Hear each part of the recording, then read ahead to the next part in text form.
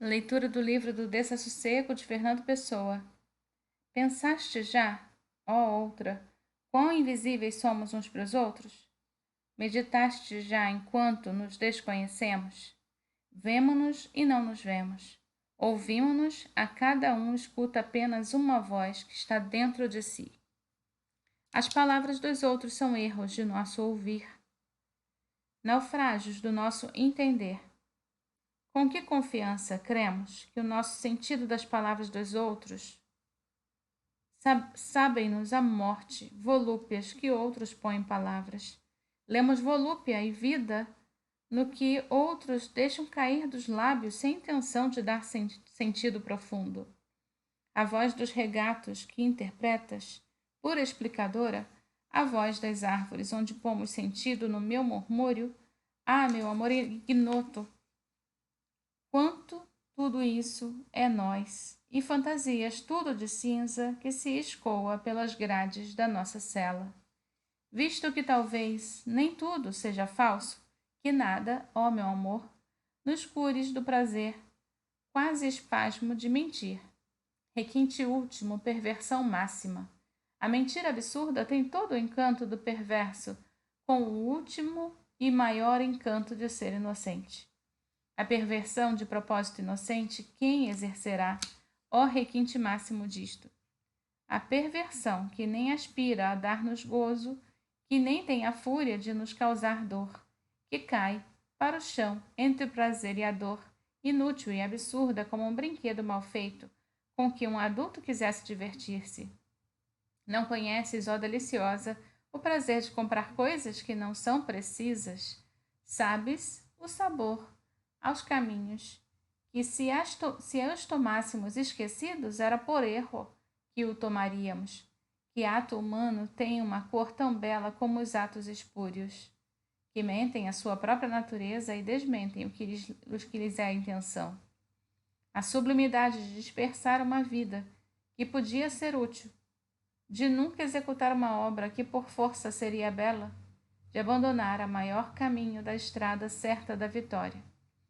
Meu amor, a glória das obras que se perderam e nunca se acharão, dos tratados que são títulos apenas hoje, das bibliotecas que arderam, das estátuas que foram partidas. Que santificados de absurdo os artistas que queimaram uma obra muito bela, daqueles que, podendo saber uma obra bela de propósito, e fizeram imperfeita, daquelas poetas máximos do silêncio que, reconhecendo que poderiam fazer obra de todo perfeita, preferiram coroá-la de nunca o fazer. Se for imperfeita, vá. Quão mais bela a Gioconda, desde que a não pudéssemos ver. E se quem a roubasse a queimasse, quão artista seria que maior artista que aquele que a pintou?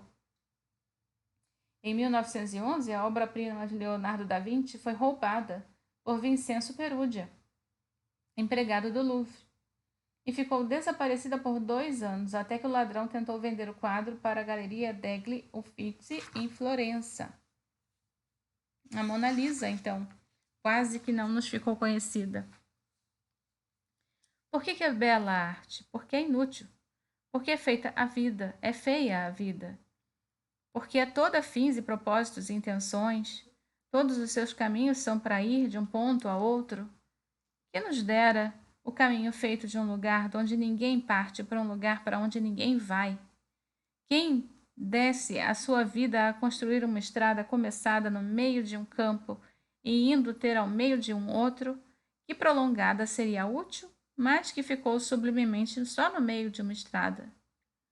A beleza das ruínas, o não servirem já para nada, a doçura do passado, o recordá-lo porque recordá-lo é torná-lo presente, e ele nem o é, nem o pode ser, o absurdo, meu amor, o absurdo. E eu que digo isto porque escrevo eu este livro, porque eu reconheço o imperfeito, calado seria a perfeição, escrito imperfeiçoa-se, por isso escrevo. E sobretudo porque defendo a inutilidade, o absurdo, eu escrevo este livro para mentir a mim próprio, para atrair a minha própria teoria. E a suprema glória disso tudo, meu amor, é pensar que talvez isto não seja verdade, nem eu o creia verdadeiro. E quando a mentira começar a dar-nos prazer, falemos a verdade que lhe mentirmos, para lhe mentirmos. E quando nos causar angústia, paremos, para que o sofrimento não nos signifique nem perseveramente prazer. Dói-me a cabeça e o universo. As dores físicas, mais nitidamente dores que as morais, desenvolvem, por um reflexo do espírito, tragédias incontidas nelas. Trazem uma impaciência de tudo, como a de tudo não exclui nenhuma das estrelas. Não comungo, não comunguei nunca, não poderei, suponho, alguma vez comungar aquele conceito bastardo, pelo qual somos, como algumas consequências de coisa material chamada cérebro, que existe por nascença dentro de algo material chamado crânio. Eu não posso ser materialista, que é o que creio que se chama aquele conceito, porque não posso estabelecer uma relação nítida, uma relação visual, direi entre uma massa visível da matéria cinzenta ou da outra cor qualquer. E esta coisa eu, por detrás do meu olhar, vê os céus e os pensa, os imagina céus que não existem, mas ainda que nunca possa cair no abismo de supor que uma coisa possa ser outra só porque estão no mesmo lugar, como a parede é minha sombra nela, ou que depender da alma, do cérebro, seja mais que depender eu para o meu trajeto do veículo em que vou. Creio toda a vida que há entre o que em nós é só o espírito e o que em nós é o espírito do corpo, uma relação de convívio em que podem surgir discussões. E a que surge vulgarmente é a de a pessoa mais ordinária incomodar o que é o menos. Dói-me a cabeça hoje, e é talvez do estômago que me dói. Mas a dor, uma vez sugerida do estômago à cabeça, vai interromper as meditações que tenho por detrás de ter cérebro. Quem me tapa os olhos não me cega, porém impede-me de ver. E assim agora, porque me dói a cabeça. Acho sem valia nem nobreza o espetáculo. Neste momento, monótono, acho sem valia nem nobreza e dizer que tenho consciência de uma ofensa que a matéria me faz e que porque, como todas as ofensas me indigna, me predispõe para estar mal com toda a gente, incluindo o que está próximo, porém, que não se ofendeu. O meu desejo é de morrer, pelo menos temporariamente. Mas isto, como disse, só porque me dói a cabeça. E nesse momento, de repente, lembra-me com que melhor nobreza um dos grandes prosadores diria isso. Desenrolaria, período a período, a mágoa anônima do mundo. Aos seus olhos imaginadores de parágrafos surgiriam diversos os dramas humanos que há na terra. E através do latejar das fontes febris, erguer-se-ia do papel toda uma metafísica da desgraça. Eu, porém, não tenho nobreza estilística. Dói-me a cabeça porque me dói. Dói-me o universo porque a cabeça me dói. Mas o universo que realmente me dói não é o verdadeiro. O que existe porque não sabe que existo. Mas aquele meu, de mim, que se eu passar as mãos pelos cabelos, me faz parecer sentir que eles sofrem todos só para me fazerem sofrer. O pasmo que me causa a minha capacidade para angústia, não sendo de natureza metafísico, tenho passado dias de angústia aguda, física mesmo, com a indecisão dos problemas metafísicos e religiosos. Vi depressa que o que eu tinha por uma solução do problema religioso era resolver um problema emotivo em termos de razão. Nenhum problema tem solução, nenhum de nós desata o nó górdio. Todos nós ou desistimos ou cortamos. Resolvemos bruscamente com o sentimento os problemas da inteligência e fazemo-lo ou por cansaço de pensar ou por timidez de tirar conclusões, ou pela necessidade absurda de encontrar um apoio, ou pelo impulso gregário de regressar a outros na vida. Como nunca podemos conhecer todos os elementos de uma questão, nunca o podemos resolver. Para atingir a verdade, faltam-nos dados que bastem e processos intelectuais que esgotem a interpretação desses dados. Passaram meses sobre o último que escrevi. Eu tenho estado num sono de entendimento pelo qual tenho sido outro na vida. Uma sensação de felicidade translata-se, tem-me sido frequente. Não tenho existido, tenho sido outro. Tenho vivido sem pensar. Hoje, de repente, voltei ao que sou ou me sonho. Foi um momento de grande cansaço depois de um trabalho sem relevo. Pousei a cabeça contra as mãos, fincando os cotovelos numa mesa alta inclinada, e fechados os olhos, retrovei-me. Num sono falso longínquo, relembrei tudo quanto fora, e foi com uma nitidez de paisagem vista que se ergueu de repente antes de depois de tudo, o lado largo da quinta velha, de onde, a meio da visão, a eira se erguia vazia. Eu senti imediatamente a inutilidade da vida.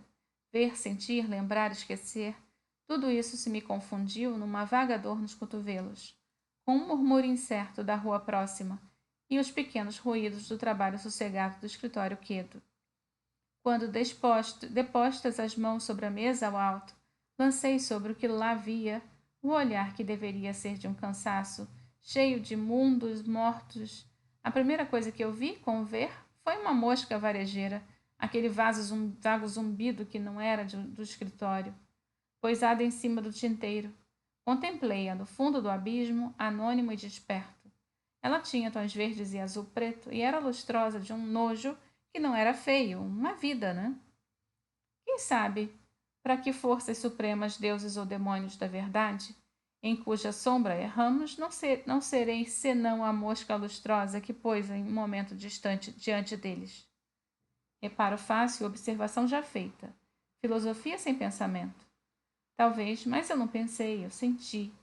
Foi carnalmente, diretamente, com um horror profundo e escuro, que fiz a comparação risível. Fui mosca quando me comparei à mosca.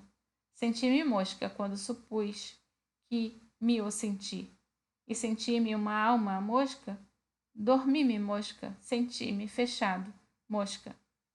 E o horror maior é o que, mesmo tempo que eu senti eu, sem querer ergui os olhos para a direção do teto, e não baixasse sobre mim uma régua suprema e esmagar-me, como eu poderia esmagar aquela mosca. Felizmente, quando baixei os olhos e a mosca, sem ruído que eu ouvisse, desaparecera. O escritório involuntário estava outra vez sem filosofia. Sentir uma maçada estas palavras casuais, de não sei que conviva a conversa de uns minutos, ficou-me sempre brilhando no chão da memória. A própria forma plebeia da frase lhe dá sal e pimenta. Eu não sei quantos terão contemplado com o olhar que merece uma rua deserta com gente nela. Já este modo de dizer parece querer dizer qualquer outra coisa, e efetivamente a quer dizer. Uma rua deserta não é uma rua onde não passa ninguém? Mas uma rua onde os que passam, passam nela como se fosse deserta. Não há dificuldade em compreender isto, desde que se o tenha visto. Uma zebra é impossível para quem não conheça mais do que um burro.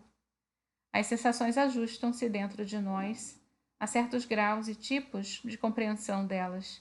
Há maneiras de entender que têm maneiras de ser entendidas. Há dias em que sobe em mim como que da terra alheia a cabeça própria é um tédio, uma mágoa, uma angústia de viver, que só me não parece insuportável porque de fato a suporto, e um estrangulamento da vida em mim, um desejo de ser outra pessoa em todos os poros, uma breve notícia do fim. O que tenho sobretudo é cansaço e aquele desassossego que é gêmeo do cansaço, quando este não tem outra razão de ser senão estar sendo. Tenho um receio íntimo dos gestos a esboçar, uma timidez intelectual das palavras a dizer. Tudo me parece antecipadamente frustre. O insuportável tédio de todas as caras, álvares da inteligência ou de falta dela, grotescas até a náusea de felizes ou infelizes, horrorosas porque existem, maré separada da coisa viva que me são alheias. Sempre me tem preocupado, naquelas horas ocasionais de desprendimento, em que tomamos consciência de nós mesmos como indivíduos, que somos outros para os outros, a imaginação da figura que farei fisicamente e até moralmente para aqueles que me contemplam e me falam. Ou, todos os dias ou por acaso, estamos todos habituados a considerar-nos como primordialmente realidades mentais e aos outros como diretamente realidades físicas, vagamente nos consideramos como gente física, para efeitos dos olhos dos outros, vagamente consideramos os outros como realidades mentais. Mas só o amor ou o conflito tomamos verdadeira consciência de que os outros têm, sobretudo, alma, como nós para nós. Perco-me por isso, às vezes, numa imaginação fútil de que espécie de gente serei para os que me veem. Como é a minha voz, que tipo de figura deixo descrita na memória involuntária dos outros? De que maneira os meus gestos, as minhas palavras, a minha vida aparente se gravam nas retinas da interpretação alheia? Eu não consegui nunca ver-me de fora. Não há espelho que nos dê a nós como foras, porque não há espelho que nos tire de nós mesmos. Era precisa outra alma, outra colocação do olhar e de pensar. Se eu fosse ator prolongado de cinema ou gravasse em discos audíveis a minha voz alta, eu estou certo que, do mesmo modo, ficaria longe de saber o que sou do lado de lá. Pois queira o que queira, grave-se o que em mim se grave, estou sempre aqui dentro, na quinta dos muros altos da minha consciência de mim. Eu não sei se os outros serão assim. Se a ciência da vida não consistirá essencialmente em ser tão alheio a si mesmo que instintivamente se consegue um alinhamento e se pode participar da vida como estranho à consciência, ou se os outros mais ensimismados do que eu não serão de toda uma bruteza de não serem senão eles, vivendo exteriormente o que aquele milagre pelo qual as abelhas formam sociedades mais organizadas que qualquer nação e as formigas comunicam entre si com uma fala de antenas mínimas que excede dos resultados a nossa complexa ausência de nos entendermos.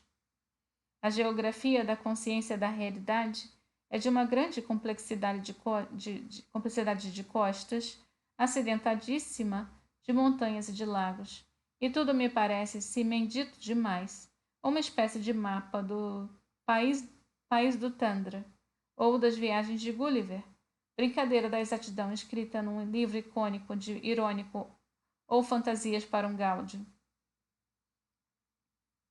de entes superiores, que sabem onde é que as terras são terras. Tudo é complexo para quem pensa, e sem dúvida o pensamento o torna mais complexo por volúpia própria. Mas quem pensa tem a necessidade de justificar a sua abdicação com um vasto programa de compreender, exposto como as razões dos que mentem, com todos os pormenores excessivos que descobrem, com o espalhar da terra a raiz da mentira. Tudo é complexo, ou sou eu que o sou? Mas, de qualquer modo, não importa porque, de qualquer modo, nada importa. Tudo isso, todas essas considerações extraviadas da rua larga, vegeta nos quintais dos deuses exclusos, como trepadeiras longe das paredes. E sorrio na noite em que me concluo sem fim estas considerações sem engrenagem da ironia vital que as faz surgir de uma alma humana órfã diante dos astros das grandes razões do destino.